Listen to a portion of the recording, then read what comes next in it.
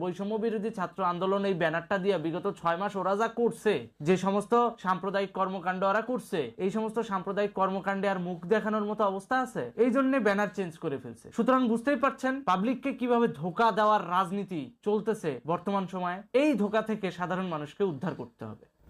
এজন্যই বাংলাদেশে ঢাকা ব্লক কর্মসূচির প্রস্তাবনা দিয়েছে আওয়ামী লীগ। জননেত্রী শেখ হাসিনাকে যারা ভালোবাসেন, যারা বাংলাদেশ আওয়ামী লীগকে ভালোবাসেন, মোদ্দা কথা বাংলাদেশে যারা শান্তি চান, সেই শান্তিপ্রিয় সকল মানুষদের উদ্দেশ্যেই এই ঢাকা ব্লক কর্মসূচি বাস্তবায়নের জন্য আজকে দিক নির্দেশনা দেওয়া হবে। সুতরাং ভিডিওটা সম্পূর্ণটা দেখবেন এবং কেউ এই ভিডিওটা টেনে দেখবেন না, কারণ কি এখানে আপনাদের জন্য একটা দিক নির্দেশনা দেওয়া আছে। তাহলে চলেন শুরু করা যাক। জীবনের তরে রাস্তাঘাট যা যা আছে সবকিছু আমি যদি হুকুম দেবার নাও পারি তোমরা বন্ধ করে দেবে।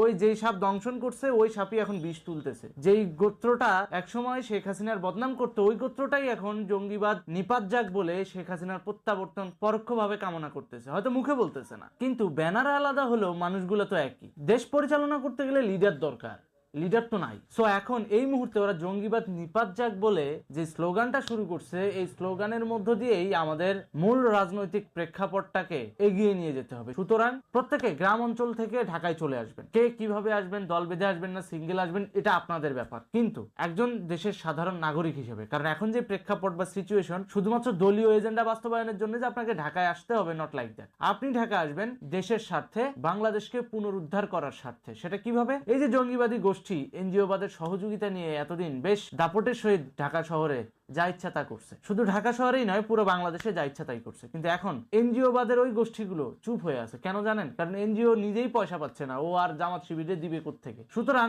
ওদের কিন্তু টাকা আসার রাস্তা বন্ধ। যেহেতু ওদের টাকা আসার রাস্তা বন্ধ, ওরা যেহেতু টাকায় চলে, ওদের সংখ্যা কিন্তু দিন দিন কমে যাবে। আমাদের যারা আওয়ামী লীগের ভাই ব্রাদাররা আছেন, যারা দীর্ঘদিন ধরে আড়ালে আছেন, এই মানুষগুলোর এখন কাজ করার সময় এসেছে। যেই যেই ইউনিটগুলা রাজনীতিতে সক্রিয় ছিলেন, সেই সেই ইউনিটগুলা এখন আবার পুনরায় সুসংগঠিত হওয়া শুরু করুন। শুধু তাই নয়, যে যার আন্ডারে রাজনীতি করতেন সেই লিডারের সঙ্গে যোগাযোগ করে পুনরায় সুসংগঠিত হন। এখন বলতে পারেন ভাই আমার লিডার তো গ্রেফতার হয়েছে। আপনার লিডার কয়জন গ্রেফতার হয়েছে? 2 জন, 4 জন, 5 জন। আপনার টিমের ভিতর বা আপনার ওই লিডারশিপের ভিতর, ওই কমিটির ভিতর কেউ না কেউ অবশ্যই ত্যাগী মুক্তিযোদ্ধার সন্তান আছে। ওই মানুষগুলোর সাথে যোগাযোগ করেন। কেউ না কেউ আওয়ামী লীগে এখনো সক্রিয় আছে, কিংবা নেটওয়ার্কিং ওইভাবে তৈরি হচ্ছে না একত্রিত হওয়ার জন্য। সুতরাং আপনাদের এখন যেটা কাজ, সবার সঙ্গে যোগাযোগ পুনর্গঠন করে একত্রিত হওয়া, আর কিছুই না। আমাদের সাথে পুরো বাংলাদেশ আছে, আর্মিও আছে।